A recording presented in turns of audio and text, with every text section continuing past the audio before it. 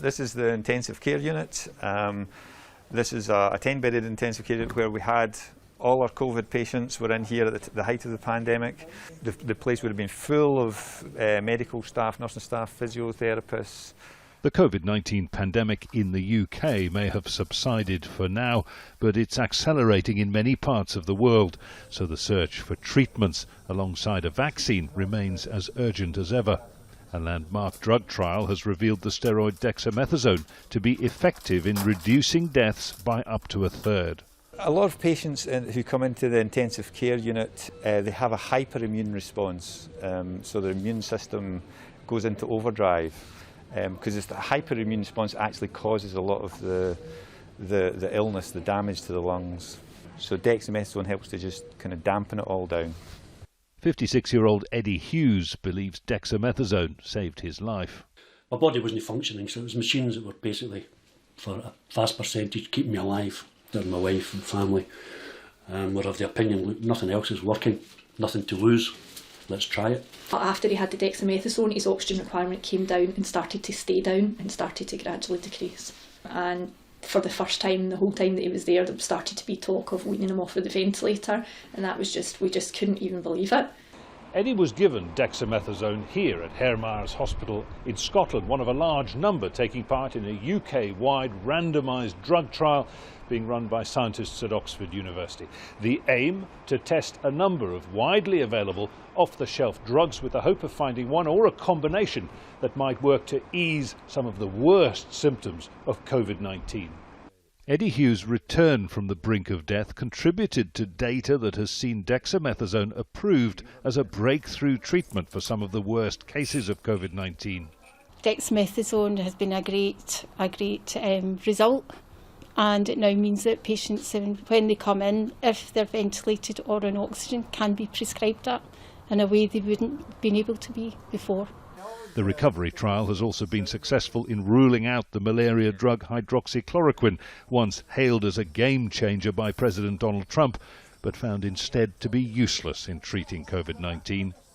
As the world waits for a safe and effective vaccine that may yet be a long way off, recovery continues to look for treatments that will help us live with the virus, possibly for years to come. Jonah Hull, Al Jazeera, Scotland. Well, let's discuss this further now with Simon Clark, who's an associate professor in cellular microbiology at the University of Reading. He joins us from Reading now on the News Hour. Thank you very much for being with us.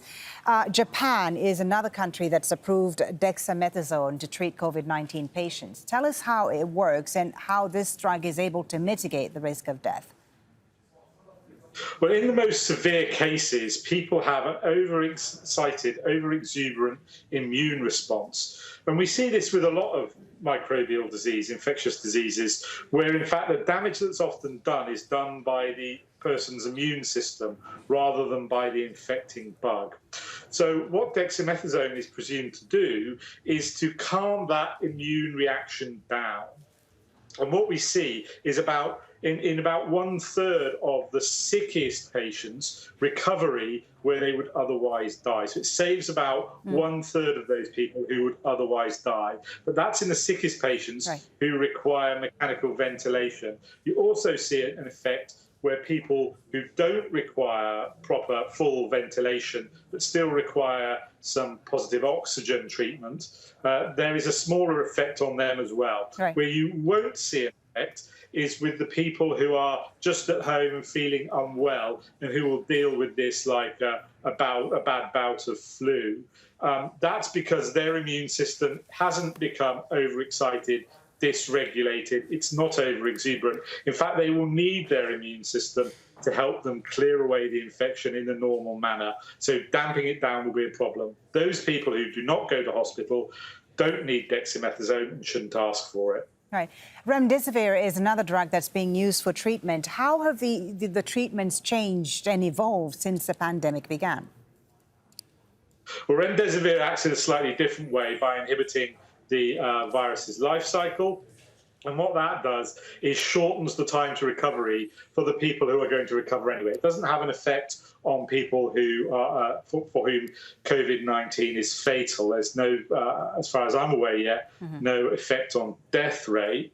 But what we've seen all throughout this is doctors reaching for the medicine cabinet, making educated guesses on drugs that already exist. Remdesivir is developed as an antiviral drug. It acts against the virus life cycle directly, whereas dexamethasone acts against the host's immune system. So these are educated guesses. And as far as I'm aware, there are a lot more trials going on. And I expect that in time, some of those will prove successful too. Yeah, I was going to ask you, how effective do you think this is? You know, the idea behind the recovery trial being that to use drugs that are known to have helped with other conditions that could also help with COVID-19. Do you think this is where a breakthrough could come from? Quite possibly. I do think the dexamethasone result is a breakthrough, and I expect to see more. Unfortunately, we haven't got anything yet which cures all patients. I think that's unlikely. What we might see is a selection of drugs shown to have an effect. And that way, hopefully, doctors can drive down the death rate from COVID-19. Thank you so much, Simon Clark, for talking to us about this. Simon Clark is an associate professor in cellular microbiology at the University of Reading. Thank you for your time.